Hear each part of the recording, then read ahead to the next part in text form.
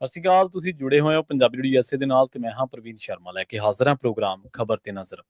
ਖਬਰ ਤੇ ਨਜ਼ਰ ਪ੍ਰੋਗਰਾਮ ਦੇ ਵਿੱਚ ਕਈ ਅਹਿਮ ਤੇ ਕਈ ਖਾਸ ਖਬਰਾਂ ਨੂੰ ਲੈ ਕੇ ਚਰਚਾ ਕਰਨ ਦੇ ਲਈ ਜੁੜ ਚੁੱਕੇ ਨੇ ਪੰਜਾਬ ਤੋਂ ਸੀਨੀਅਰ ਪੱਤਰਕਾਰ ਦੀਪਕ ਸ਼ਰਮਾ ਚਨਾਰਥਲ ਜੀ।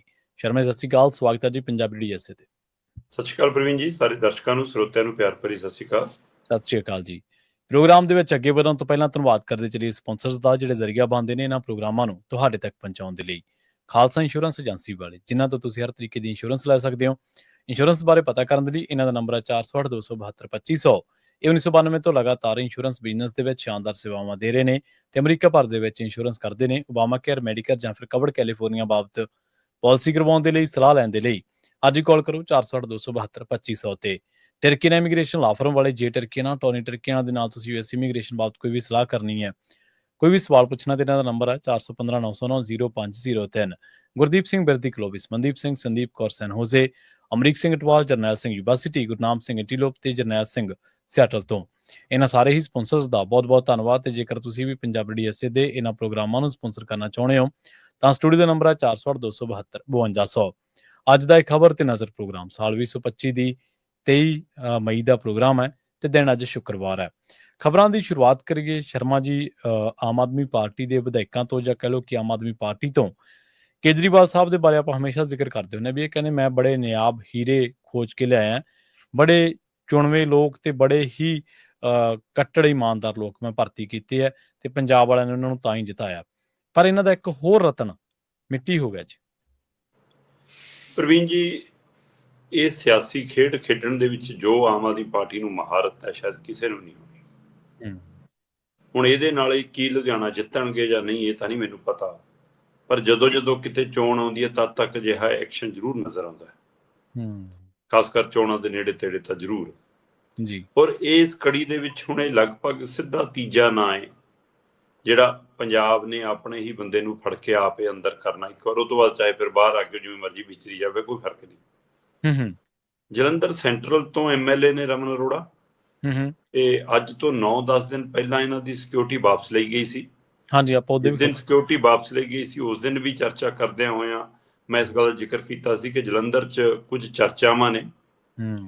ਉਹ ਚਰਚਾਵਾਂ ਇਹ ਛੜੀਆਂ ਨੇ ਕਿ ਜੀ ਇਹ ਕਿਸੇ ਡਾਕਟਰ ਤੋਂ ਜਿਹੜਾ ਕਿਸੇ ਤਕੜੇ ਪਰਿਵਾਰ ਨਾਲ ਸੰਬੰਧ ਰੱਖਦਾ, ਉਹ ਤੋਂ ਜੀ ਸੌਦਾ ਕਰਨ ਚਲੇ ਗਏ ਤੇ 25 ਲੱਖ ਦਾ ਪੈਕਟ ਵੀ ਲੈ ਲਿਆ ਕਹਿੰਦੇ ਜੀ, ਤੇ ਉਹਨਾਂ ਨੇ ਭਗਾ ਕੇ ਇਹਨੇ ਮੂੰਹ ਤੇ ਵਾਪਸ ਕਰਤਾ ਕਿ ਲੈ ਮੈਂ ਇੰਨੇ ਥੋੜਾ ਲੈਣੇ ਆ, ਤੇ ਉਹ ਮਾਮਲਾ ਉੱਥੇ ਚਰਚਾ 'ਚ ਆ ਗਿਆ। ਉਸ ਤੋਂ ਬਾਅਦ ਇੱਕ ਹੋਰ, ਕਿਉਂਕਿ ਜਲੰਧਰ 'ਚ ਡਾਕਟਰ ਅਮੀਰ ਬਹੁਤ ਨੇ, NRIਆਂ ਦੇ ਇਲਾਜ ਲੂਜ ਕਰਦੇ ਆ ਚੰਗੇ, ਤੇ ਚੰਗਾ ਉਹਨਾਂ ਦਾ ਕੰਮ ਚੱਲਦਾ।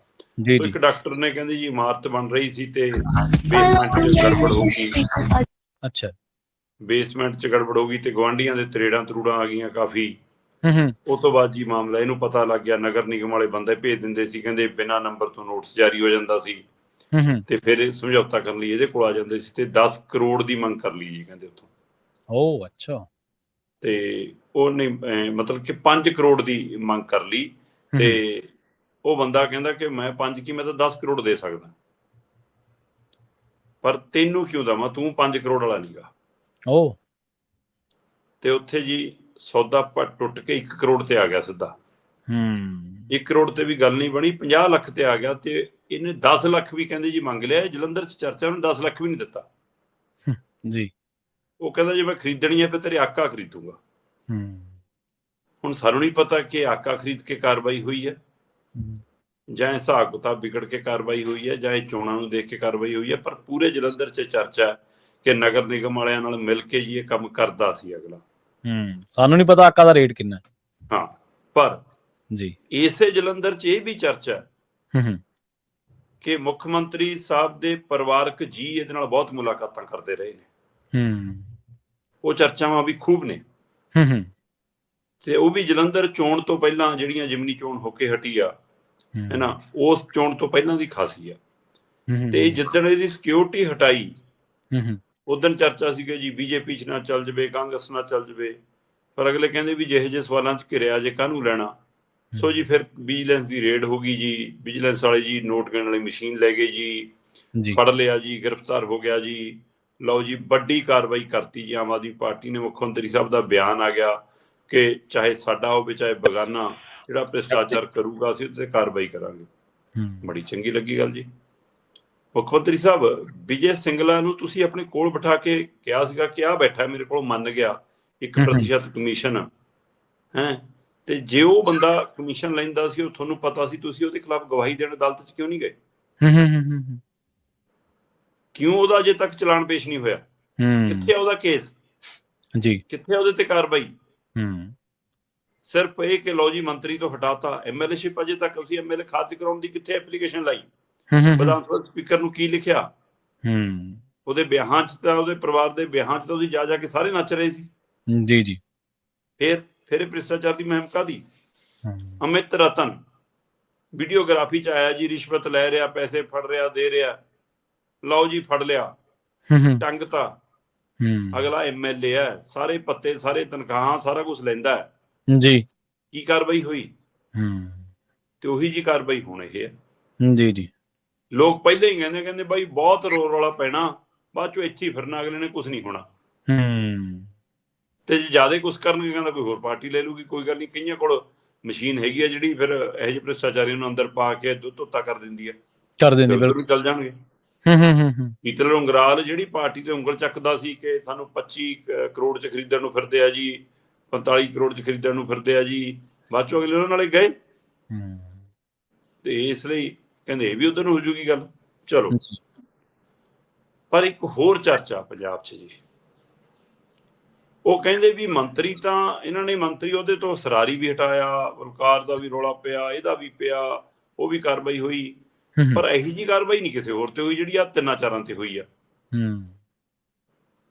ਕਹਿੰਦੇ ਚੋਣਾਂ ਲੁਧਿਆਣਾ ਜਿਮਨੀ ਚੋਣਾਂ, ਠੀਕ ਹੈ, ਵੋਟਾਂ ਉੱਥੇ ਵਪਾਰੀਆਂ ਦੇ ਲੈਣੀ ਚਾਹੁੰਦੇ ਨੇ, ਕਾਰਵਾਈ ਕਦੇ ਸਿੰਗਲਾ ਤੇ ਕਦੇ ਅਰੋੜਾ ਤੇ ਕਰਦੇ ਨੇ, ਕਿਤੇ ਅਗਲੇ ਨਾਲ ਕਹਿਣਗੇ ਕਾਰਵਾਈ ਤਾਂ ਸਾਡੇ ਵਾਲਿਆਂ ਦੀ ਕਰੀ ਜਾਂਦੇ ਹੋ ਤੁਸੀਂ ਤੇ ਸਾਡੀਆਂ ਹੀ ਵੋਟਾਂ ਭਾਲਦੇ ਹੋ। ਸਹੀ ਗੱਲ ਹੈ, ਬਿਲਕੁਲ। ਸੋ ਕਈ ਇਸ ਨਜ਼ਰੀਏ ਤੋਂ ਵੀ ਦੇਖ ਰਹੇ ਨੇ ਕਿ ਇਹ ਵੀ ਕੋਈ ਪੈਮਾਨਾ ਹੈ। ਸੋ ਇਸ ਲਈ ਪੰਜਾਬ 'ਚ ਆਮ ਆਦਮੀ ਪਾਰਟੀ ਜੋ ਵੀ ਕਰਦੀ ਹੈ ਉਹ ਸ਼ੰਕਿਆਂ ਦੇ ਘੇਰੇ 'ਚ ਆਉਂਦਾ, ਉਹ ਯਕੀਨੀ ਘੇਰੇ 'ਚ ਨਹੀਂ ਆਉਂਦਾ, ਉਹ ਸਵਾਲਾਂ ਦੇ ਘੇਰੇ 'ਚ ਆਉਂਦਾ। ਸੋ ਕਾਰਵਾਈ ਤਾਂ ਕਰਤੀ ਜਨਾਬ ਨੇ, ਪਰ ਇਹ ਸਾਰੇ ਕਹਿੰਦੇ ਕਿ ਕਾਰਵਾਈ ਉਦਣ ਕਾਰਵਾਈ ਮੰਨਾਂਗੇ ਜਦੋਂ ਕਿਤੇ ਤਣ ਪੱਤਣ ਲਾਉਂਗੇ। ਤੇ ਤਣ ਪੱਤਣ ਕਹਿੰਦੇ ਲੱਗਣੀ ਨਹੀਂ, ਅਦਾਲਤਾਂ 'ਚ ਤੁਸੀਂ ਚਲਾਨ ਨਹੀਂ ਪੇਸ਼ ਕਰਦੇ, ਚਾਰਜ ਸ਼ੀਟ ਨਹੀਂ ਪੇਸ਼ ਹੁੰਦੀ, ਕਾਰਵਾਈ ਨਹੀਂ ਹੁੰਦੀ, ਗਵਾਹ ਨਹੀਂ ਤੁਹਾਡੇ ਭੁਗਤਦੇ। ਸੋ ਇਸ ਲਈ ਕਹਿੰਦੇ ਕਿ ਇਹ ਕਾਰਵਾਈ ਕਿਤੇ ਗੋਗਲੂਆਂ ਤੋਂ ਮਿੱਟੀ ਝਾੜਨ ਵਾਲੀ ਜਾਂ ਕਾਂ ਟੰਗਣ ਵਾਲਾ ਫਾਰਮੂਲਾ, ਜਾਂ ਚੋਣਾਂ ਦੇ ਨੇੜੇ ਆ ਕੇ ਆਪਣੇ ਤੇ ਕਾਰਵਾਈ ਦਿਖਾਉਣ ਵਾਲਾ, ਜਾਂ ਫਿਰ ਇਸ ਵਾਰ ਵੀ ਇਹੀ ਚਰਚਾ ਹੈ ਕਿ ਇਹਦੇ ਤੇ ਕਾਰਵਾਈ ਦਾ ਕਾਰਨ ਉਹੀ ਹੈ ਜਿਹੜਾ ਖਰੜ ਵਾਲੇ ਮਾਮਲੇ ਦੇ ਵਿੱਚ ਵੀ ਇੱਕ ਕਾਰਵਾਈ ਦਾ ਮਾਮਲਾ ਆਇਆ ਸੀਗਾ ਜੀ। ਵਸੂਲੀ ਤਾਂ ਖੂਬ ਹੋ ਰਹੀ ਆ, ਉੱਪਰ ਵਾਲਿਆਂ ਨੂੰ ਸਹੀ ਨਹੀਂ ਦੱਸਿਆ ਜਾ ਰਿਹਾ। ਮਤਲਬ ਜੇ ਉਹ 5 ਕਰੋੜ ਤੋਂ 10 ਲੱਖ ਤੱਕ ਆਇਆ ਹੋਊਗਾ ਅਗਲਾ, ਹੈ ਨਾ, ਫਿਰ ਹਿਸਾਬ ਲਾ ਲਓ ਨਾ ਕਿ ਕਿੰਨਾ ਕੁ ਹਿਸਾਬ ਕਿਤਾਬ ਹੈ। ਤੇ ਦੂਸਰੇ ਪਾਸੇ ਜੇ ਬੰਦਾ ਪ੍ਰਵੀਨ ਜੀ 5 ਕਰੋੜ ਮੰਗਦਾ ਹੈ, ਬਾਅਦ ਚੋਂ 10 ਲੱਖ ਲਈ ਵੀ ਤਿਆਰ ਹੈ, ਇਹਦਾ ਮਤਲਬ ਉਹਨੂੰ ਕਿਸੇ ਨੂੰ ਹਿੱਸਾ ਪੱਤੀ ਦੇਣੀ ਨਹੀਂ, ਫਿਰ ਜੋ ਮਿਲ ਗਿਆ ਆਪਣਾ ਲਾਹੇਦਾ। ਤੇ ਜੇ ਉੱਪਰ ਰੇਟ ਤੈਅ ਹੋਵੇ ਫਿਰ ਅਗਲਾ 25 ਲੱਖ ਵੀ ਮੋੜ ਰਿਹਾ ਜੀ। ਹੁਣ ਚਰਚਾ ਇਸ ਗੱਲ ਦੀ ਹੈ ਕਿ ਜਦੋਂ ਤਾਂ 25 ਲੱਖ ਚਰਚਾ ਤੁਰੀ ਕੇ ਮੂੰਹ ਤੇ ਮਾਰਿਆ, ਵਾਪਸ ਭੇਜ ਤੱਕ ਇੰਨੇ ਨਹੀਂ ਲੈਣੇ, ਉਸ ਸਮੇਂ ਉੱਪਰ ਨਾਲ ਕਹਿੰਦੇ ਹਿਸਾਬ ਕਿਤਾਬ ਸਹੀ ਸੀਗਾ ਕਿ ਵੀ ਇੰਨੇ % ਤੋਂ ਉੱਪਰ ਜਾਣਾ, ਮੇਰੇ ਕੋਲ ਕੀ ਬਚਣਾ ਜੇ ਮੈਂ ਇਹ ਲੈ ਲੇ। ਪਰ ਜਦੋਂ 10 ਲੱਖ ਤੱਕ ਆ ਗਿਆ, ਉਸ ਸਮੇਂ ਜੋ ਮਿਲਣਾ ਸੀ ਕਹਿੰਦੇ ਆਪਣਾ, ਉਹ ਮੁੱਖ ਮੰਤਰੀ ਭਗਵੰਤ ਮਾਨ ਜੀ ਨਾ ਆਪ ਇੱਕ ਕਿੱਸਾ ਸੁਣਾਉਂਦੇ ਹੁੰਦੇ ਸੀ, ਕਹਿੰਦੇ ਵੀ ਡਾਕੂਆਂ ਨੇ ਬੱਸ ਘੇਰ ਲਈ ਤੇ ਸਵਾਰੀਆਂ ਤੋਂ ਸਾਰਾ ਸਮਾਨ ਲਟਾ ਲਿਆ ਕਿ ਲਿਆਓ ਵੀ, ਗਹਿਣੇ ਵੀ ਲਾ ਦੋ, ਪਰਸ ਵੀ ਕੱਢ ਦੋ, ਆ ਫੋਨ ਵੀ ਫੜਾ ਦੋ, ਸਾਰਾ ਕੁਝ ਕਰ ਲਿਆ ਇਕੱਠਾ ਕਰਕੇ। ਕਹਿੰਦੇ ਉੱਥੇ ਜਦੋਂ ਗਿਣਿਆ ਤੇ ਜਿਹੜਾ ਡਾਕੂ ਸਰਦਾਰ ਸੀ ਉਹ ਕਹਿੰਦਾ ਮੋੜ ਦੋ ਵੀ ਸਾਰਿਆਂ ਦਾ ਸਾਰਾ ਕੁਝ। ਉਹ ਕਹਿੰਦੇ ਜੀ ਇੰਨੀ ਮਿਹਨਤ ਕਰਕੇ ਇਕੱਠਾ ਕੀਤਾ, ਹੁਣ ਤੁਸੀਂ ਕਹਿੰਦੇ ਉਹਨਾਂ ਨੂੰ ਮੋੜ ਦੋ। ਉਹ ਕਹਿੰਦੇ ਭਰਾਵਾ ਇਹ ਸਾਰਾ ਸਮਾਨ ਤਾਂ 80,000 ਦਾ ਬਣਦਾ, ਲੱਖ ਤਾਂ ਆਪਾਂ ਸਰਕਾਰ ਪੁਲਿਸ ਨੂੰ ਦੇਣਾ ਕਰਕੇ ਆਏ ਆ, ਤੇ ਆਪਾਂ ਨੂੰ ਕੀ ਫਾਇਦਾ। ਸੋ ਹੁਣ ਇਸ ਲਈ ਜੇ 25 ਲੱਖ ਮੋੜੀ ਜਾਂਦੇ ਹੋ ਫਿਰ ਤਾਂ ਇਹੀ ਮਤਲਬ ਆ ਕਿ ਬਾਈ ਤੁਹਾਡਾ ਉੱਪਰਲਾ ਹਿਸਾਬ ਵੱਧ ਜਮਾਣਾ ਤੇ ਤੁਸੀਂ ਕਰਨਾ ਕੀ ਹੈ। ਪਰ ਜਦੋਂ ਤੁਸੀਂ 10 ਲੱਖ ਵੀ ਲੈਣ ਨੂੰ ਤਿਆਰ ਹੋ, ਕਹਿੰਦੇ ਫਿਰ ਇਸ ਲਈ ਆ ਕਿ ਹੁਣ ਉੱਪਰ ਹਿਸਾਬ ਨਹੀਂ ਦੇਣਾ, ਤੇ ਜੇ ਹਿਸਾਬ ਨਹੀਂ ਦੇਣਾ ਫਿਰ ਅਗਲੇ ਹਿਸਾਬ ਲੈਣ ਨੋਟਾਂ ਵਾਲੀ ਮਸ਼ੀਨ ਲੈ ਕੇ ਆ ਗਏ, ਕਹਿੰਦੇ ਕਿ ਲਿਆਓ ਅਸੀਂ ਤੁਹਾਡਾ ਹਿਸਾਬ ਕਰ ਦਿੰਦੇ ਹਾਂ।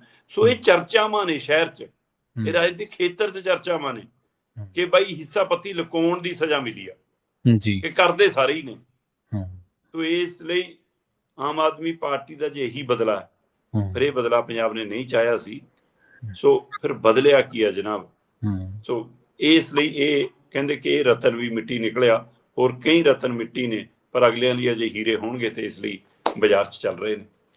ਹਾਂਜੀ, ਰਤਨ ਤਾਂ ਦੇਖੋ ਜਿਹਨੇ ਨਾਲ ਹਿਸਾਬ ਨਹੀਂ ਸੈੱਟ ਬੈਠਿਆ ਉਹੀ ਮਿੱਟੀ ਹੋਇਆ, ਦੂਜੇ ਰਤਨ ਕੀ ਕਰ ਰਹੇ ਉਹਨਾਂ ਦਾ ਤਾਂ ਹਾਲੇ ਪਤਾ ਹੀ ਕੋਈ ਨਹੀਂਗਾ।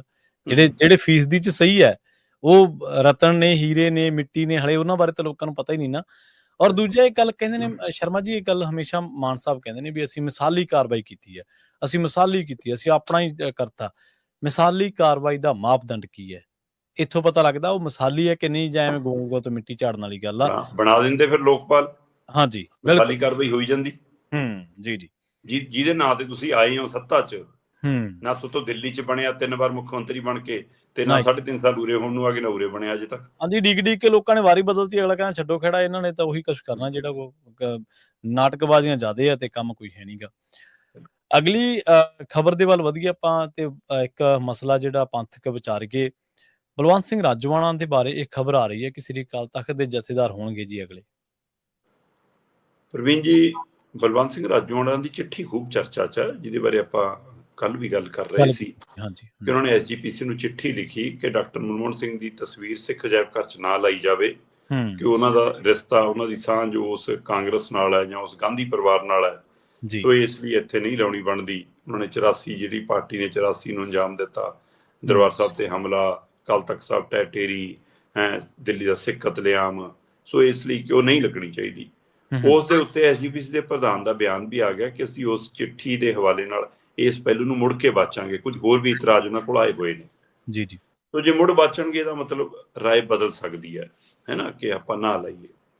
ਸੋ ਜਦੋਂ ਕਿ ਇਹੋ ਜਿਹੇ ਫੈਸਲੇ ਲੈਣ ਤੋਂ ਪਹਿਲਾਂ ਸਾਰੀਆਂ ਧਿਰਾਂ ਨਾਲ ਰਾਏ ਹੋਣੀ ਚਾਹੀਦੀ ਹੁੰਦੀ ਹੈ, ਤਾਂ ਕਿ ਉਹ ਗੱਲ ਬਾਹਰ ਤਾਂ ਹੀ ਆਵੇ, ਨਹੀਂ ਆਵੇ ਹੀ ਨਾ ਜੀ। ਸੋ ਹੁਣ ਪਰ ਇਹ ਤੋਂ ਅਗਲੀ ਗੱਲ ਇਹ ਤੁਰ ਪਈ ਕਿ ਬਲਵੰਤ ਸਿੰਘ ਰਾਜੋਆਣਾ ਨੂੰ ਜਥੇਦਾਰ ਲਾਇਆ ਜਾ ਸਕਦਾ। ਅਸਲ ਦੇ ਵਿੱਚ ਕੀ ਹੈ ਕਿ ਉਹਨਾਂ ਦੇ ਜਦੋਂ ਉਹਨਾਂ ਨੂੰ ਫਾਂਸੀ ਦੀ ਸਜ਼ਾ ਹੋਈ ਤੇ ਇਹਨਾਂ ਨੇ ਉਹਨਾਂ ਨੂੰ ਚੱਕੀਆਂ 'ਚ ਤਬਦੀਲ ਕਰਤਾ। ਪਿਛਲੇ ਦਹਾਕਾ ਬੱਧੀ ਉਹ ਉਹਨਾਂ ਚੱਕੀਆਂ 'ਚ ਬੰਦ ਨੇ ਜਿੱਥੋਂ ਫਾਂਸੀ ਲਈ ਜਾਣਾ ਹੁੰਦਾ, ਪਰ ਉਹ ਪ੍ਰਕਿਰਿਆ 2-4 ਦਿਨਾਂ ਦੀ ਹੁੰਦੀ ਹੈ ਤੇ ਤੁਸੀਂ ਹੁਣ ਹੈ ਨਾ, ਮਤਲਬ ਸਾਲਾਂ ਬੱਧੀ ਦੀ ਹੋ ਗਈ, ਕਿਉਂਕਿ ਇੱਧਰੋਂ ਐਪਲੀਕੇਸ਼ਨ ਲੱਗੀ ਹੋਈ ਹੈ ਕਿ ਫਾਂਸੀ ਸਜ਼ਾ ਰੱਦ ਕੀਤੀ ਜਾਵੇ ਜੀ। ਸਰਕਾਰ ਉਹਦੇ ਤੇ ਫੈਸਲਾ ਨਹੀਂ ਲੈਂਦੀ, ਮਾਨਯੋਗ ਰਾਸ਼ਟਰਪਤੀ ਸਾਹਿਬ ਕੋਲੋਂ ਅਪੀਲ ਪਈ ਹੈ ਨਾ। ਸੋ ਇਸ ਲਈ ਇਹ ਰਾਜਨੀਤਿਕ ਪਹਿਲੂ ਹੈ। ਕਿਸੇ ਸਮੇਂ ਹਾਮੀਆਂ ਵੀ ਭਰਤੀਆਂ ਸੀ, ਸਾਰਾ ਕੁਝ ਹੋ ਗਿਆ ਸੀ, ਫਿਰ ਉਹ ਆਪਣੇ ਪੈਂਤੜੇ ਤੋਂ ਪਿੱਛੇ ਹਟੇ।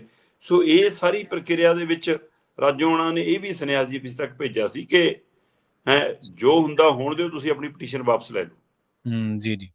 ਉਹਦੇ ਤੇ ਵੀ ਮੰਥਨ ਹੋ ਲਿਆ, ਉਹਦੇ ਤੇ ਵੀ ਕੁਝ ਤਰ੍ਹਾਂ ਦੀ ਰਾਏ ਨਹੀਂ ਬਣੀ ਕਿ ਨਹੀਂ ਲੈਣੀ। ਸੋ ਹੋ ਸਕਦਾ ਹੈ ਇਹਦੇ ਵਿੱਚੋਂ ਇਹ ਫਾਰਮੂਲਾ ਨਿਕਲਿਆ ਹੋਵੇ ਕਿ ਕਿਉਂ ਨਾ ਆਪਾਂ ਇਸ ਚੀਜ਼ ਨੂੰ ਏਦਾਂ ਅਖਤਿਆਰ ਕਰੀਏ ਕਿ ਜੇ ਅਸੀਂ ਉਹਨਾਂ ਨੂੰ ਕੌਮ ਦੇ ਜਥੇਦਾਰ ਲਾਉਂਦੇ ਹਾਂ, ਫਿਰ ਸਰਕਾਰ ਤੇ ਦਬਾਅ ਬਣਾਈਏ ਕਿ ਜੀ ਜਥੇਦਾਰ ਹੈ, ਉਹਦੇ ਨਾਲ ਦੁਨੀਆ ਭਰ ਜਿੱਥੇ ਸਿੱਖ ਭਾਈਚਾਰਾ ਵੱਸਦਾ ਉਹਨਾਂ ਵੱਲੋਂ ਇੱਕ ਆਵਾਜ਼ ਉੱਠੂਗੀ, ਇਹਦੇ ਨਾਲ ਸਰਕਾਰ ਤੇ ਦਬਾਅ ਬਣ ਸਕਦਾ। ਸੋ ਇਸ ਪੈਂਤੜੇ ਨੂੰ ਆਪਣਾ ਅਖਤਿਆਰ ਕਰਨ ਦੀ ਵੀ ਕੋਸ਼ਿਸ਼ ਹੋ ਸਕਦੀ ਹੈ। ਕੁਝ ਕਹਿੰਦੇ ਕਿ ਅਕਾਲੀ ਦਲ ਨੇ ਸੁਝਾਇਆ, ਕੁਝ ਕਹਿੰਦੇ ਕਿ SGPC ਨੇ ਸੁਝਾਇਆ, ਅਜੇ ਸਪਸ਼ਟ ਕੋਈ ਨਹੀਂਗਾ, ਪਰ ਗੱਲ ਹੈਗੀ ਹੈ ਕਿਤੇ ਨਾ ਕਿਤੇ। ਕਿਉਂਕਿ ਜਿੰਨੀਆਂ ਕੁ ਪੰਥਕ ਧਿਰਾਂ ਨਾਲ ਸਾਡਾ ਰਾਬਤਾ ਹੋਇਆ, ਉਹਨਾਂ ਨੇ ਇਸ ਗੱਲ ਤੋਂ ਇਨਕਾਰ ਨਹੀਂ ਕੀਤਾ। ਜੇ ਹਾਮੀ ਨਹੀਂ ਭਰੀ ਤਾਂ ਨਾ ਵੀ ਨਹੀਂ ਕੀਤੀ, ਨਹੀਂ ਤਾਂ ਬੰਦਾ ਤੋੜ ਕੇ ਨਾ ਕਰਦਾ ਕਿ ਨਹੀਂ ਜਿਹੀ ਕੋਈ ਗੱਲ ਨਹੀਂ ਤਾਂ ਉਹੀ ਝੂਠੀ ਗੱਲ ਹੈ, ਇਹ ਤਾਂ ਹਵਾ 'ਚ ਗੱਲ ਹੈ। ਇਹਦਾ ਮਤਲਬ ਕਿਤੇ ਗੱਲ ਚੱਲ ਰਹੀ ਆ। ਉਹ ਗੱਲ ਇਸ ਲਈ ਵੀ ਚੱਲਦੀ ਹੋ ਸਕਦੀ ਆ ਕਿ ਇਸ ਨਾਮ ਦੇ ਉੱਤੇ ਲਗਭਗ ਸਾਰੀਆਂ ਧਿਰਾਂ ਸਹਿਮਤ ਹੋ ਸਕਦੀਆਂ ਨੇ, ਕੋਈ ਜ਼ਿਆਦਾ ਇਤਰਾਜ਼ ਨਾ ਹੋਣ। ਪਰ ਜਿਹੜੀਆਂ ਧਿਰਾਂ ਨੇ ਮਤਵਾਜੀ ਜਥੇਦਾਰ ਵਜੋਂ ਜਗਤਾਰ ਸਿੰਘ ਹਵਾਰਾ ਨੂੰ ਐਲਾਨਿਆ ਹੋਇਆ, ਉਹ ਕਹਿਣਗੇ ਜੀ ਫਿਰ ਉਹਨਾਂ ਨੂੰ ਵੀ ਕਿਸੇ ਦਾ ਤੁਸੀਂ ਵੀ ਐਲਾਨੋ। ਇੱਥੇ ਵੀ ਗੱਲ ਆ ਸਕਦੀ ਹੈ ਜੀ। ਪਰ ਇਹ ਸਾਰੇ ਵਰਤਾਰੇ ਜੋ ਕੁਝ ਧਿਰਾਂ ਇਹ ਦੇਖਦੀਆਂ ਕਿ ਇਹਦੇ ਨਾਲ ਗਿਆਨੀ ਕੁਲਦੀਪ ਸਿੰਘ ਗੜਗੱਜ ਦੀ ਛੁੱਟੀ ਹੋ ਜਾਊਗੀ, ਫਿਰ ਉਹ ਇਕੱਲੇ ਕੇਸਗੜ੍ਹ ਸਾਹਿਬ ਤੱਕ ਸੀਮਿਤ ਹੋ ਜਾਣਗੇ। ਪਰ ਕੁਝ ਕਹਿੰਦੇ ਕਿ ਵੀ ਕਾਰਜਕਾਰੀ ਤਾਂ ਫਿਰ ਕਿਸੇ ਨੂੰ ਰਹਿਣਾ ਪੈਣਾ, ਕਿ ਕੋਈ ਨਵਾਂ ਲਿਆਉਣਗੇ ਕਿ ਕਿਉਂਕਿ ਉਹਦਾ ਜੇਲ੍ਹ 'ਚ ਨੇ ਅਜੇ ਬਲਵੰਤ ਸਿੰਘ ਰਾਜੋਆਣਾ ਦਾ, ਤੇ ਇਸ ਲਈ ਕਾਰਜ ਵਿਧਾ ਚਲਾਉਣ ਦੇ ਲਈ ਕਿਸੇ ਨੂੰ ਕਾਰਜਕਾਰੀ ਲਾਉਣਾ ਪਊਗਾ। ਕੀ ਉਹ ਫਿਰ ਕੁਲਦੀਪ ਸਿੰਘ ਗੜਗੱਜ ਹੀ ਰਹਿਣਗੇ ਜਾਂ ਉਹਨਾਂ ਦੀ ਥਾਂ ਤੇ ਕਿਸੇ ਹੋਰ ਨੂੰ ਲਿਆਂਦਾ ਜਾਊਗਾ, ਤੇ ਬਾਬਾ ਟੇਕ ਸਿੰਘ ਧਨੌਲਾ ਦੀ ਥਾਂ ਤੇ ਕਿਹਨੂੰ ਲਾਉਣਾ? ਸੋ ਕਿਤੇ ਨਾ ਕਿਤੇ ਧਾਮੀ ਹੋ ਰਹੀ ਇਸ ਕੋਸ਼ਿਸ਼ ਨੇ ਕਿ ਗਿਆਨੀ ਕੁਲਦੀਪ ਸਿੰਘ ਗੜਗੱਜ ਔਰ ਬਾਬਾ ਟੇਕ ਸਿੰਘ ਧਨੌਲਾ ਨੂੰ ਦ੍ਰਿਸ਼ ਤੋਂ ਪਰੇ ਕੀਤਾ ਜਾਵੇ। ਉਹ ਕੋਸ਼ਿਸ਼ਾਂ ਚੋਂ ਕਈ ਘਰਾਂ ਤੱਕ, ਕਈ ਦਰਾਂ ਤੱਕ ਜਾ ਚੁੱਕੇ ਨੇ। ਸੋ ਉਸੇ ਕੋਸ਼ਿਸ਼ਾਂ ਚੋਂ ਇਹ ਨਾਂ ਵੀ ਨਿਕਲਿਆ। ਤੇ ਪਰ ਇਹ ਨਾਂ ਨਿਕਲਣ ਦੇ ਪਿੱਛੇ ਇਹ ਵੀ ਪਹਿਲੂ ਹੈਗਾ ਕਿ ਕੀ ਉਹਨਾਂ ਦੀ ਇਹਦੇ ਨਾਲ ਫਾਂਸੀ ਮਾਫ ਹੁੰਦੀ ਹੈ ਜਾਂ ਨਹੀਂ ਹੁੰਦੀ। ਪਰ ਹੁਣ ਤੱਕ ਇਹ ਵੀ ਰਿਹਾ ਕਿ ਜਥੇਦਾਰ ਸਾਹਿਬਾਨ ਫਿਰ ਦੁਨਿਆਵੀ ਅਦਾਲਤਾਂ ਦੇ ਵਿੱਚ, ਕੋਰਟ ਕਚਹਿਰੀਆਂ 'ਚ ਨਹੀਂ ਜਾਂਦੇ। ਫਿਰ ਇਸ ਤੋਂ ਬਾਅਦ ਬਲਵੰਤ ਸਿੰਘ ਰਾਜੋਆਣਾ ਵਾਲੀ ਇਹ ਸਵਾਲ ਖੜਾ ਹੋ ਜਾਣਾ ਕਿ ਫਿਰ ਜੇ ਉਹਨਾਂ ਦੀ ਪਟੀਸ਼ਨ ਪਾਈ ਹੋਈ ਹੈ ਕੱਲ ਨੂੰ ਕੋਈ ਇਹ ਗੱਲ ਹੈ ਫਿਰ ਉਹ ਕਿਵੇਂ ਹੋਊਗਾ। ਸੋ ਇਸ ਲਈ ਕਈ ਚੁਣੌਤੀਆਂ ਜੇ ਮੂਹਰੇ ਖੜੀਆਂ ਨੇ। ਇਹਦੇ ਨਾਲ ਪੰਥਕ ਧਿਰਾਂ 2-4 ਹੋ ਰਹੀਆਂ ਨੇ ਕਿ ਉਹ ਬਾਕੀ ਸਾਰੇ ਸੰਕਟਾਂ ਨੂੰ ਇਸ ਪਹਿਲੂ ਨਾਲ ਸ਼ਾਇਦ ਢਕਣਾ ਵੀ ਚਾਹੁੰਦੀਆਂ ਨੇ, ਪਰ ਕੀ ਇੰਜ ਹੋਏਗਾ ਜਾਂ ਨਹੀਂ ਹੋਏਗਾ, ਕਿਉਂਕਿ ਜਿਹੜਾ ਤਖਤਾਂ ਦਾ ਟਕਰਾ ਹੈ ਉਸ ਟਕਰਾ ਤੋਂ ਕਹਿੰਦੇ ਹੁਣ ਸੁਖਬੀਰ ਬਾਦਲ ਦਾ ਧੜਾ ਵੀ ਗਿਆਨੀ ਕੁਲਦੀਪ ਸਿੰਘ ਗੜਗੱਜ ਤੋਂ ਨਿਰਾਸ਼ ਤੇ ਨਿਰਾਸ਼ ਹੈ। ਤੇ ਪਰ ਉਹ ਕਹਿੰਦੇ ਕਰੀਏ ਤਾਂ ਕਰੀਏ ਕੀ, ਕੋਈ ਜਿਹੜੇ ਸੁਰਦ ਬੰਦੇ ਨੇ ਉਹ ਜ਼ਿਆਦਾਤਰ ਲੱਗਣ ਨੂੰ ਤਿਆਰ ਨਹੀਂ, ਜਿਨ੍ਹਾਂ ਨੂੰ ਲਾਉਣੇ ਆ ਉਹ ਭਾਰ ਨਹੀਂ ਚੱਲ ਪਾ ਰਹੇ, ਤੇ ਕਰੀਏ ਤਾਂ ਕਰੀਏ ਕੀ। ਕਹਿੰਦੇ ਇਹ ਦੁਵਿਧਾ ਚ ਅਜੇ ਪੰਥਕ ਸੰਕਟ ਬਣਿਆ ਹੋਇਆ। ਨਹੀਂ, ਜਿਹੜੇ ਸੁਹਿਰਦ ਬੰਦੇ ਆ ਉਹ ਲੱਗਣ ਨੂੰ ਤਾਂ ਤਿਆਰ ਹੋ ਜਾਣਗੇ। ਗੱਲ ਕਰੋ ਗਲਬੇ ਤੋਂ ਡਰਦੇ ਨੇ ਨਾ ਵੀ ਕੱਲ ਨੂੰ ਕੋਈ ਐਵੇਂ ਫੈਸਲਾ ਕਰਨ ਵਾਲਾ ਕੋਈ ਇਹੋ ਜਿਹਾ ਜਿਹੜੀ ਗੱਲ ਆਪ ਤੇ ਆ ਜੇ ਤੇ ਉਹਦਾ ਜਵਾਬ ਦੇਣਾ ਪਵੇ ਸੰਗਤ ਮੂਹਰੇ ਜਥੇਦਾਰ ਹੋ ਕੇ, ਉਹ ਬਹੁਤ ਵੱਡੀ ਗੱਲ ਹੁੰਦੀ ਹੈ। ਸੁਹਿਰਦ ਬੰਦਾ ਪੋਸਟਾਂ ਨੂੰ ਥੋੜੋ ਝਾਕਦਾ ਹੁੰਦਾ ਵੀ ਮੈਨੂੰ ਪੋਸਟ ਮਿਲੇ, ਉਹ ਅਕਾਊਂਟੇਬਿਲਟੀ ਜਵਾਬਦੇਹੀ ਨੂੰ ਪਹਿਲਾਂ ਲੈ ਕੇ ਚੱਲਦਾ। ਬਿਲਕੁਲ ਬਿਲਕੁਲ। ਤੇ ਸਿਆਸੀ ਗੱਲ ਵੀ ਤਾਂ ਆਪਾਂ ਡੇਲੀ ਗੱਲ ਕਰਦੇ ਹਾਂ, ਹਰ ਰੋਜ਼ ਗੱਲ ਕਰਦੇ ਹਾਂ ਆਪਾਂ ਕਿ ਉਹਦੇ ਤੇ ਪਰਛਾਵਾਂ ਪੂਰਾ, ਤੇ ਉਹ ਸਿਆਸਤ ਤੋਂ ਪ੍ਰੇਰਿਤ ਫੈਸਲੇ ਲੈ ਕੇ ਥੋੜੋ ਜਥੇਦਾਰੀ ਕਾਇਮ ਰੱਖੀ ਜਾਂਦੇ ਕਿ ਹਾਂ ਬਈ ਇਹ ਜਥੇਦਾਰੀ ਹੈ ਜੀ। ਅਗਲੀ ਗੱਲ ਕਰੀਏ ਮਾਨ ਸਾਹਿਬ ਦੀ। ਸ਼ਰਮਾ ਜੀ, ਮਾਨ ਸਾਹਿਬ ਦੇ ਬਾਰੇ ਆਪਾਂ ਜਦੋਂ ਤੋਂ ਮਾਨ ਸਾਹਿਬ ਮੁੱਖ ਮੰਤਰੀ ਬਣੇ ਨੇ, ਖਰ ਕਈ ਚੰਗੇ ਫੈਸਲੇ ਵੀ ਹੋਣਗੇ, ਪਰ ਜਿਨ੍ਹਾਂ ਫੈਸਲਿਆਂ ਦੇ ਵਿੱਚ ਇਹਨਾਂ ਨੇ ਗੱਲਾਂ ਦੇ ਮੁਲੰਮੇ ਦੇ ਵਿੱਚ ਲਪੇਟ ਕੇ ਕੁਝ ਜਿਹੜੇ ਲੋਲੀਪੌਪ ਲੋਕਾਂ ਨੂੰ ਦਿੱਤੇ ਨੇ ਤੇ ਉਹਦੇ ਵਿੱਚੋਂ ਨਿਕਲਿਆ ਕੱਖ ਨਹੀਂ, ਉਹਨਾਂ ਦੇ ਉੱਤੇ ਆਪਾਂ ਲਗਾਤਾਰ ਨਜ਼ਰ ਬਣਾਈ ਹੋਈ ਆ। ਨੀਤੀ ਆਯੋਗ ਦੇ ਬਾਰੇ ਆਪਾਂ ਕੱਲ ਵੀ ਥੋੜੀ ਚਰਚਾ ਛਿੜੀ ਸੀ, ਪਰ ਹੁਣ ਸਵਾਲ ਪੈਦਾ ਹੋ ਗਿਆ ਵੀ ਨੀਤੀ ਆਯੋਗ ਦੀ ਮੀਟਿੰਗ ਦੇ ਵਿੱਚ ਜਦੋਂ ਮਾਨ ਸਾਹਿਬ ਬੈਠਣਗੇ ਤੇ ਜਦੋਂ ਉਹ ਉੱਠਣਗੇ ਕੀ ਪਾਣੀਆਂ ਦਾ ਮਸਲਾ ਸੁਲਝਾ ਕੇ ਉੱਠਣਗੇ? ਇੱਕ ਬੂੰਦ ਵੀ ਪਾਣੀ ਦਾ ਮਸਲਾ ਹੱਲ ਨਹੀਂ ਹੋਣਾ ਨੀਤੀ ਆਯੋਗ ਦੀ ਬੈਠਕ 'ਚ। ਜੀ ਜੀ। ਜਦੋਂ 4000 ਕਿਊਸਕ ਹਰਿਆਣਾ ਨੂੰ ਜਾ ਰਿਹਾ ਸੀ ਤਦ ਵੀ ਇਹਨਾਂ ਦਾ ਬਿਆਨੀਆ ਇਹੀ ਸੀ ਕਿ ਇੱਕ ਬੂੰਦ ਨਹੀਂ ਜਾਣ ਦਿਆਂਗੇ। ਜਦੋਂ ਹੁਣ 10000 ਕਿਊਸਕ ਜਾ ਰਿਹਾ, ਅਗਲੇ ਕਹਿੰਦੇ ਸਾਨੂੰ 10000 ਕਿਊਸਕ ਮਿਲ ਗਿਆ, ਤੇ ਸਾਡੇ ਵਾਲਾ ਮੰਤਰੀ ਕਹਿੰਦਾ ਨਾ ਜੀ ਅਜੇ ਕਿੱਥੇ ਮਿਲ ਗਿਆ, ਅਜੇ ਤਾਂ ਅਸੀਂ ਨਹਿਰਾਂ 'ਚ ਪੂਰਾ ਛੱਡਿਆ ਹੀ ਨਹੀਂ, ਤੇ ਤਾਂ ਨਹਿਰ ਦੀ ਕਪੈਸਿਟੀ ਓ ਨਹੀਂ।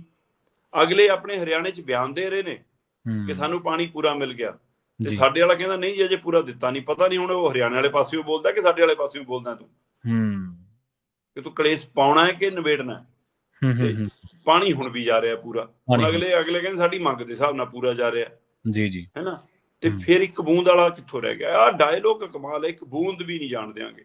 ਸਾਰਾ ਕੁਝ ਦੇ ਕੇ ਵੀ, BBMB ਗਵਾ ਕੇ ਵੀ, ਕੇਂਦਰੀ ਕੰਟਰੋਲ ਕਰਾ ਕੇ ਵੀ, ਹੈ ਨਾ, ਤੇ ਤੁਸੀਂ ਕਹੋ ਕਿ ਅਸੀਂ ਇੱਕ ਬੂੰਦ ਨਹੀਂ ਜਾਣ ਦਿਆਂਗੇ ਜੀ। ਹੁਣ ਨੀਤੀ ਆਯੋਗ ਦੇ ਵਿੱਚ ਕਹਿੰਦੇ ਜੀ ਮੈਂ ਗੱਲ ਰੱਖੂੰਗਾ, ਤੇ ਸਭ ਦੇ ਦਰਮਿਆਨ ਇਹ ਵੀ ਪਹਿਲੂ ਉੱਭਰਿਆ ਕਿ ਜਿਹੜਾ ਕੇਂਦਰੀ ਕੰਟਰੋਲ ਵਾਲਾ ਫੈਸਲਾ ਹੈ, ਇਹ ਜਦੋਂ ਕੇਂਦਰ 'ਚ ਇਹੀ ਭਾਜਪਾ ਦੀ ਸਰਕਾਰ ਸੀ ਨਰਿੰਦਰ ਮੋਦੀ ਵਾਲੀ, ਤੇ ਪੰਜਾਬ 'ਚ ਕੈਪਟਨ ਅਮਰਿੰਦਰ ਦਾ ਰਾਜ ਸੀ, ਕਹਿੰਦੇ ਜੀ ਉਸ ਸਮੇਂ ਹੋਇਆ ਜੀ।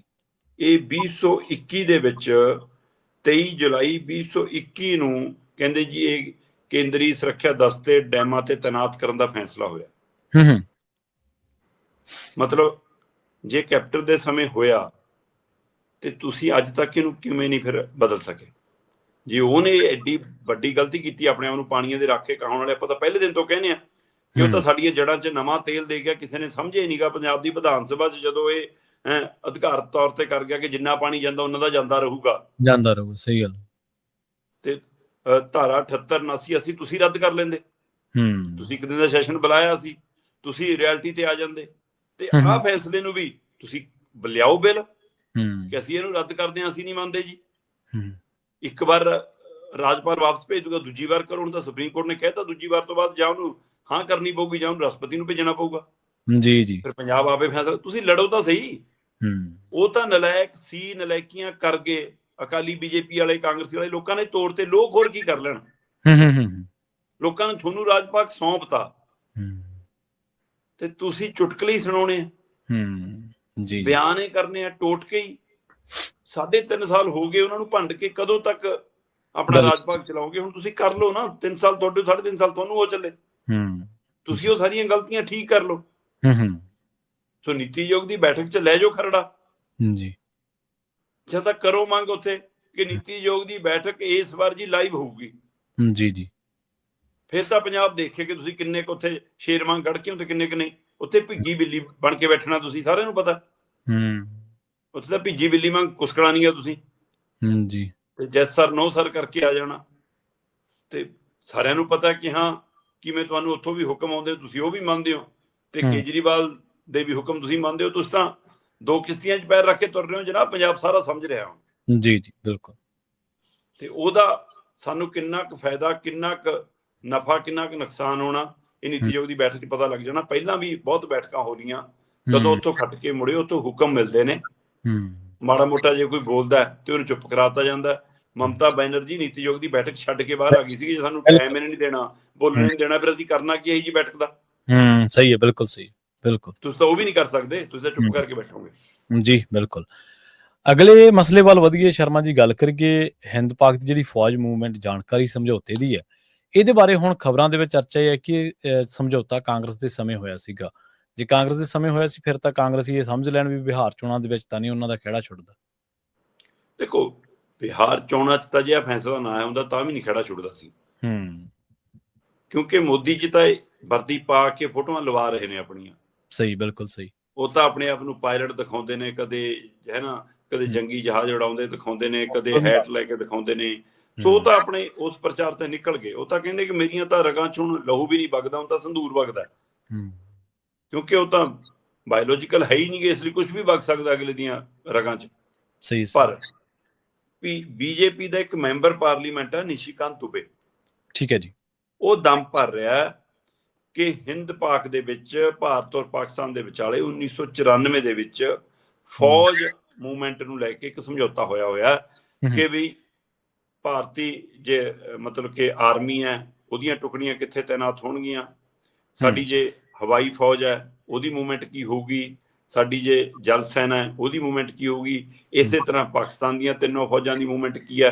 ਆਪਸ ਵਿੱਚ ਆਦਾਨ ਪ੍ਰਦਾਨ ਹੁੰਦਾ ਹੈ ਤਾਂ ਕਿ ਇੱਕ ਦੂਜੇ ਬਾਰੇ ਪਤਾ ਹੋਵੇ ਕਿ ਇੱਥੇ ਤੇ ਇਹ ਸਿਸਟਮ ਹੈਗਾ, ਤਾਂ ਕਿ ਕੋਈ ਛੇੜੇ ਨਾ। ਇਹ ਕਹਿੰਦੇ ਜੀ 1994 ਚ ਸਮਝੌਤਾ ਹੋਇਆ। ਹੁਣ ਇਹਦੀ ਗੱਲ ਤੁਰਦੀ 1991 ਤੋਂ। ਨਿਸ਼ੀਕਾਂਤ ਦੁਬੇ ਦੇ ਦਮ ਦੇ ਅਨੁਸਾਰ ਮੈਂ ਗੱਲ ਕਰ ਰਿਹਾ ਬੀਜੇਪੀ ਦੇ। ਉਹ ਕਹਿੰਦਾ ਵੀ ਚੰਦਰ ਸ਼ੇਖਰ ਦੀ ਸਰਕਾਰ ਸੀ ਉਸ ਸਮੇਂ, ਇਹ ਸਹਿਮਤੀ ਤੇ ਗੱਲ ਬਣਦੀ ਹੈ, ਤੇ 1994 ਜਦੋਂ ਪੀਵੀ ਨਰਸਿਮਹਾ ਰਾਓ ਦੀ ਸਰਕਾਰ ਸੀ ਤਦ ਇਹਦੇ ਤੇ ਸਮਝੌਤਾ ਲਾਗੂ ਹੁੰਦਾ। ਤੇ ਜੇ ਸਮਝੌਤਾ ਸੀਗਾ ਤੇ ਫਿਰ ਤਾਂ ਇਹ ਬਹੁਤ ਬੜਾ ਧੋਖਾ ਹੈ, ਤੇ ਤੁਸੀਂ ਇਹਨੂੰ ਅਜੇ ਤੱਕ ਸੰਸਦ ਚ ਲਿਆ ਕੇ ਰੱਦ ਕਿਉਂ ਨਹੀਂ ਕੀਤਾ। ਉਹੀ ਗੱਲ ਹੈ ਜਿਵੇਂ ਆਪਾਂ ਪੰਜਾਬ ਵਾਲੀ ਮਾਨ ਸਰਕਾਰ ਵਾਲੀ ਕਰਦੇ ਕਿ ਜੇ ਪਹਿਲਿਆਂ ਨੇ ਗਲਤ ਕੀਤੇ ਨੇ ਰੱਦ ਕਰਦੇ ਨਾ। ਜੀ ਜੀ ਬਿਲਕੁਲ। ਤੇ ਤੁਸੀਂ ਬੀਜੇਪੀ ਵਾਲਾ ਅਸਲ ਚ ਸਵਾਲ ਕਿੱਥੋਂ ਉੱਠਿਆ? ਸਵਾਲ ਇੱਥੋਂ ਉੱਠਿਆ ਕਿ ਇਹਨਾਂ ਨੇ ਉਹਨਾਂ ਨੂੰ ਜਾਣਕਾਰੀ ਦਿੱਤੀ ਕਿ ਤੁਹਾਡੇ ਆਹ ਟਿਕਾਣੇ ਅਸੀਂ ਤਹਿਸ ਨਹਿਸ ਕਰਾਂਗੇ, ਅਸੀਂ ਏਦਾਂ ਕਾਰਵਾਈ ਕਰਾਂਗੇ। ਇਹ ਖੁਦ ਵਿਦੇਸ਼ ਮੰਤਰੀ ਨੇ ਗੱਲ ਮੰਨੀ। ਹੁਣ ਇਹ ਹਵਾਲਾ ਵੀ ਆ ਰਿਹਾ ਇਹ ਸਮਝੌਤੇ ਦਾ ਕਿ ਜੀ ਇਹ ਤਾਂ ਉਸ ਸਮੇਂ ਜਦੋਂ ਮੁਲਕਾਂ 'ਚ ਅਮਨ ਕਾਨੂੰਨ ਹੋਵੇ। ਇਹ ਨਿਯਮ ਜੰਗ ਤੇ ਥੋੜਾ ਲਾਗੂ ਹੁੰਦਾ, ਜੰਗ ਦੇ ਸਮੇਂ ਥੋੜਾ ਦੱਸ ਕੇ ਹੁੰਦਾ ਕੱਲਾ ਕੱਲਾ ਬੰਬ ਹੁਣ ਇੱਥੇ ਸਿੱਟਾਂਗੇ, ਇੱਥੇ ਗੋਲੀ ਚਲਾਵਾਂਗੇ। ਸੋ ਇਹ ਵੀ ਕਿਹਾ ਜਾ ਰਿਹਾ। ਪਰ ਆਪਾਂ ਇਹ ਮੰਨ ਕੇ ਵੀ ਚੱਲੀਏ ਕਿ ਚਾਹੇ ਜੰਗ ਹੈ ਚਾਹੇ ਨਹੀਂ ਹੈ, ਸਮਝੌਤਾ ਤਾਂ ਗਲਤ ਹੈ। ਆਪਾਂ ਆਪਣੇ ਜਵਾਨਾਂ ਨੂੰ ਜੇ ਉਹਨਾਂ ਦੇ ਗੋਲੀਆਂ ਦੇ ਨਿਸ਼ਾਨੇ ਤੇ ਹੀ ਰੱਖਣਾ ਜਾਣਕਾਰੀ ਦੇ ਕੇ, ਹਾਂਜੀ ਹਾਂਜੀ ਬਿਲਕੁਲ ਬਿਲਕੁਲ, ਫਿਰ ਇਹ ਕਿਵੇਂ ਸਹੀ ਹੈ? ਸੋ ਇਸ ਲਈ ਮਤਲਬ ਕਿ ਇਹ ਬੀਜੇਪੀ ਵਾਲੀ ਸਰਕਾਰ ਕੀ ਰੋਟੀ ਨੂੰ ਉੱਚੀ ਕਹਿੰਦੀ ਹੈ। ਤੇ ਜੇ ਐਡਾ ਬੜਾ ਸਮਝੌਤਾ ਸੀ ਤੁਸੀਂ ਉਹਦੇ ਅਨੁਸਾਰੇ ਚੱਲ ਰਹੇ ਹੋ, ਫਿਰ ਤਾਂ ਪਹਿਲੇ ਬਹੁਤ ਸਮਝੌਤੇ ਹੋਏ ਨੇ, ਪਹਿਲੇ ਬੜੇ ਸਰਕਾਰਾਂ ਨੇ ਕੰਮ ਹੋਏ ਨੇ, ਤੁਸੀਂ ਉਹ ਸਾਰੇ ਮੰਨਦੇ ਹੋ। ਸੋ ਇਹ ਕੀ ਲੱਭਿਆ ਗਿਆ, ਕੀ ਭਾਲਿਆ ਗਿਆ, ਕੀ ਇਹ ਸੱਚਮੁੱਚ ਹੈ? ਅਜੇ ਸਰਕਾਰੀ ਤੌਰ ਤੇ, ਅਧਿਕਾਰਕ ਤੌਰ ਤੇ ਕੋਈ ਬਿਆਨ ਨਹੀਂ ਆ ਰਿਹਾ ਜੀ, ਜਾਂ ਨੈਰੇਟਿਵ ਸਿਰਜਿਆ ਜਾ ਰਿਹਾ।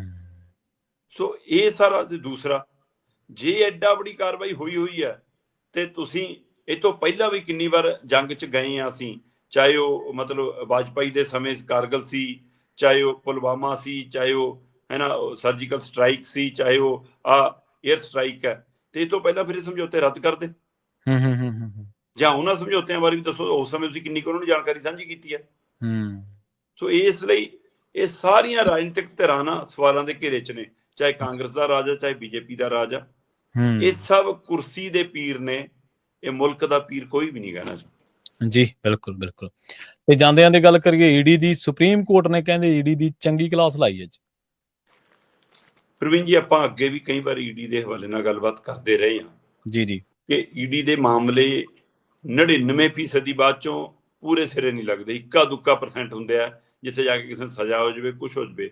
ਪਰ ਜਿੰਨਾ ਖੁੱਲਾ ਹੱਥ ਕੇਂਦਰੀ ਏਜੰਸੀਆਂ ਨੂੰ ਮਿਲਿਆ ਹੋਇਆ ਕਿ ਜਿੱਥੇ ਵੀ ਸੂਬੇ ਦੀਆਂ ਸਰਕਾਰਾਂ ਕੋਈ ਕੰਮ ਕਰਦੀਆਂ ਉਸ ਨੂੰ ਆਪਣੇ ਆਪ ਟੇਕ ਓਵਰ ਕਰ ਲੈਂਦੇ, ਕਿਸੇ ਨੂੰ ਪੁੱਛਣ ਦੱਸਣ ਦੀ ਵੀ ਲੋੜ ਨਹੀਂ ਹੁੰਦੀ। ਸਹੀ ਹੈ।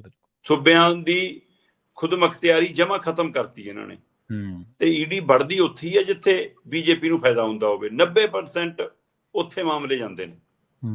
ਹੁਣ ਇਹ ਸਾਰੀ ਪ੍ਰਕਿਰਿਆ 'ਚ ਤਾਮਿਲਨਾਡੂ ਪਹਿਲਾਂ ਹੀ ਕੇਂਦਰੀ ਨੀਤੀਆਂ ਦੇ ਖਿਲਾਫ ਲੜ ਰਿਹਾ ਜੀ। ਤਾਮਿਲਨਾਡੂ ਪਹਿਲਾਂ ਹੀ ਆਪਣੇ ਸੂਬੇ ਦੀ ਸੱਭਿਅਤਾ, ਆਪਣੀ ਬੋਲੀ, ਆਪਣਾ ਖਿੱਤਾ, ਫੈਡਰਲ ਢਾਂਚਾ ਹੈ ਨਾ, ਉਹ ਸਾਰੇ ਲਈ ਦਮ ਭਰ ਕੇ ਲੜਾਈ ਲੜ ਰਿਹਾ ਕਿ ਸੂਬਿਆਂ ਦੇ ਅਧਿਕਾਰਾਂ ਦੀ ਗੱਲ ਹੈ।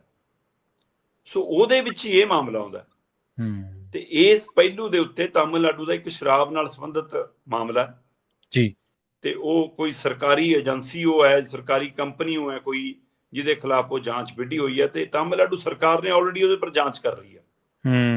ਤੇ ਈਡੀ ਜਾ ਕੇ ਇਨਵੋਲਵ ਹੋ ਗਈ ਜੀ। ਤੇ ਮਾਨਯੋਗ ਸੁਪਰੀਮ ਕੋਰਟ ਨੇ ਉਹ ਕਲਾਸ ਲਾਈ ਈਡੀ ਦੀ। ਕਹਿੰਦੇ ਤੁਸੀਂ ਹਰ ਥਾਂ ਮੂੰਹ ਚੱਕ ਕੇ ਤੁਰ ਪੈਂਦੇ ਹੋ, ਤੁਹਾਨੂੰ ਸ਼ਰਮ ਨਹੀਂ ਆਉਂਦੀ? ਸੂਬਿਆਂ 'ਚ ਸਰਕਾਰਾਂ ਨੇ, ਸੂਬਿਆਂ ਕੋਲ ਪੁਲਿਸ ਹੈ, ਸੂਬਿਆਂ ਕੋਲ ਏਜੰਸੀਆਂ ਨੇ, ਸੂਬੇ ਆਪਣੀ ਜਾਂਚ, ਜਦੋਂ ਮਾਮਲੇ ਦੀ ਜਾਂਚ ਚੱਲ ਰਹੀ ਆ, ਜਾਂ ਤਾਂ ਸੂਬੇ ਨੇ ਤੁਹਾਡੇ ਤੋਂ ਮੰਗ ਕੀਤੀ ਹੋਵੇ, ਜਾਂ ਸੂਬੇ ਦੀ ਜਾਂਚ 'ਚ ਹੱਥ ਖੜੇ ਹੋ ਜਾਣ, ਜਾਂ ਲੋਕ ਕਹਿਣ ਲੱਗ ਜਾਣ ਕਿ ਗਲਤ ਜਾਂਚ ਹੋਈ ਆ, ਜਿੱਥੇ ਜੀ ਕਰੋ ਤੁਸੀਂ ਜਾਓਗੇ, ਕਹਿੰਦੇ ਐਂ। ਸੋ ਫੈਡਰਲ ਢਾਂਚੇ ਦਾ ਕਹਿੰਦੇ ਕੋਈ ਵਜੂਦ ਹੈ ਕਿ ਨਹੀਂ ਹੈ? ਨਹੀਂ ਹੈਗਾ, ਬਿਲਕੁਲ ਸਹੀ। ਸੋ ਚੰਗੀ ਕਲਾਸ, ਇਹ ਸ਼ਬਦ ਵਰਤਿਆ ਉਹਨਾਂ ਨੇ ਬਕਾਇਦਾ ਤੌਰ ਤੇ।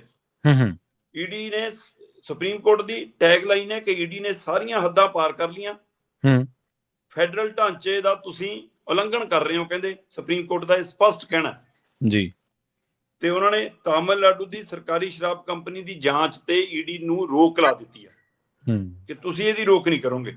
ਤੇ ਉਹ ਕਹਿੰਦੇ ਤੁਸੀਂ ਸੰਵਿਧਾਨ ਦੀ, ਫੈਡਰਲ ਸਿਸਟਮ ਦੀ, ਉਹਨਾਂ ਦੇ ਸੂਬਿਆਂ ਦੇ ਹੱਕ ਦੀ ਉਲੰਘਣਾ ਕਰ ਰਹੇ ਹੋ, ਇਹ ਮਨਜ਼ੂਰ ਨਹੀਂ। ਸੋ ਤਾਮਿਲਨਾਡੂ ਲੜ ਰਿਹਾ, ਸਾਡੇ 'ਚ ਨਾ ਸੱਤਾਧਾਰੀ ਧਿਰ ਬੋਲੇ ਈਡੀ ਤੇ ਜਾਂ ਕੇਂਦਰੀ ਏਜੰਸੀਆਂ ਤੇ, ਨਾ ਵਿਰੋਧੀ ਧਿਰ ਬੋਲੇ, ਨਾ ਮੋਰਚੇ ਲਾਉਣ ਵਾਲੇ ਬੋਲਣ, ਹੈ ਨਾ।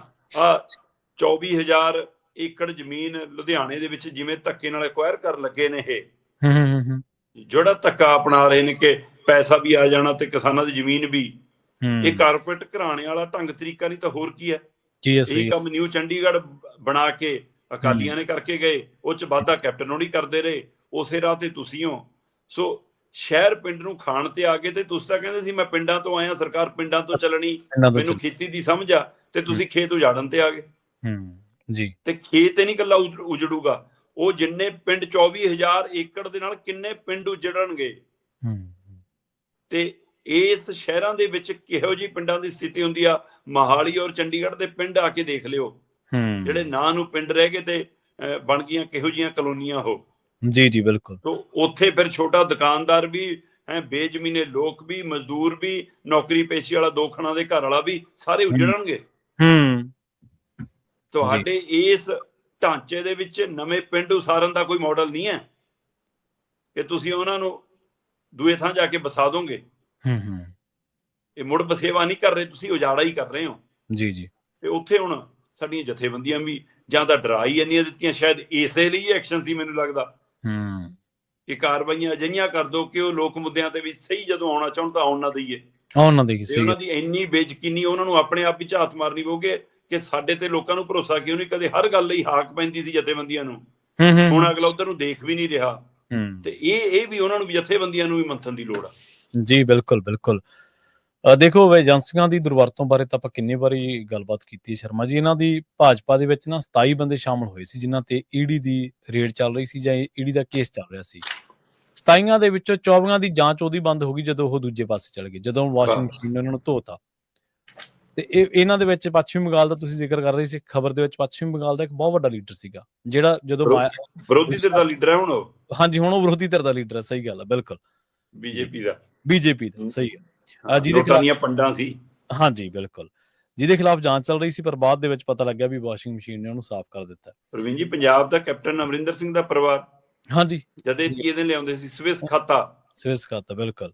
ਹੁਣ ਉਹ ਖਾਤਾ ਬੰਦ ਹੋ ਗਿਆ ਜਾਂ ਨੋ ਡਿਊ ਮਿਲ ਗਿਆ, ਉੱਥੋਂ ਕਿੱਥੇ ਆਓ ਸਹੀ ਗੱਲ, ਬਿਲਕੁਲ। ਸੋ ਇਸ ਤਰ੍ਹਾਂ ਬਹੁਤ ਸਾਰੇ ਲੋਕ ਹੁੰਦੇ ਨੇ ਸ਼ਰਮਾ ਜੀ, ਜਿਨ੍ਹਾਂ ਦੀਆਂ ਸਿਆਸੀ ਲੋੜਾਂ ਹੁੰਦੀਆਂ, ਚਾਹੇ ਉਹ ਘਰਾਣੇ ਹੋਣ ਤੇ ਚਾਹੇ ਉਹ ਵੱਡੇ ਸਿਆਸੀ ਲੀਡਰ ਹੋਣ।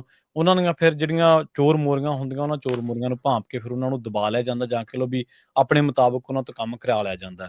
ਘਰਾਣਾ ਕਹਿਣ ਨੂੰ ਕਿੱਡਾ ਮਰਜ਼ੀ ਹੋਵੇ, ਪਰ ਜਦੋਂ ਟਰੀਟ ਉਹਨਾਂ ਦੇ ਨਾਲ ਗੁਲਾਮਾਂ ਵਰਗਾ ਹੋਵੇ, ਫਿਰ ਉਹ ਗੁਲਾਮ ਹੀ ਹੁੰਦਾ। ਇਹਨਾਂ ਖਾਸ ਖਬਰਾਂ ਤੇ ਖਾਸ ਜਾਣਕਾਰੀਆਂ ਦੇ ਲਈ ਤੁਹਾਡਾ ਬਹੁਤ ਬਹੁਤ ਧੰਨਵਾਦ ਸ਼ਰਮਾ ਜੀ। ਬਹੁਤ ਸ਼ੁਕਰੀਆ, ਧੰਨਵਾਦ ਜੀ, ਸਤਿ ਸ਼੍ਰੀ ਅਕਾਲ ਜੀ। ਪ੍ਰੋਗਰਾਮ ਖਬਰ ਤੇ ਨਜ਼ਰ ਨੂੰ ਆਪਾਂ ਇੱਥੇ ਸਮਾਪਤ ਕਰਾਂਗੇ। ਤੁਹਾਡਾ ਸਾਰਿਆਂ ਦਾ ਵੀ ਬਹੁਤ ਧੰਨਵਾਦ। ਸਤਿ ਸ਼੍ਰੀ ਅਕਾਲ। ਜੁੜੇ ਰਹੋ ਪੰਜਾਬੀ ਰੇਡੀਓ USA ਦੇ ਨਾਲ।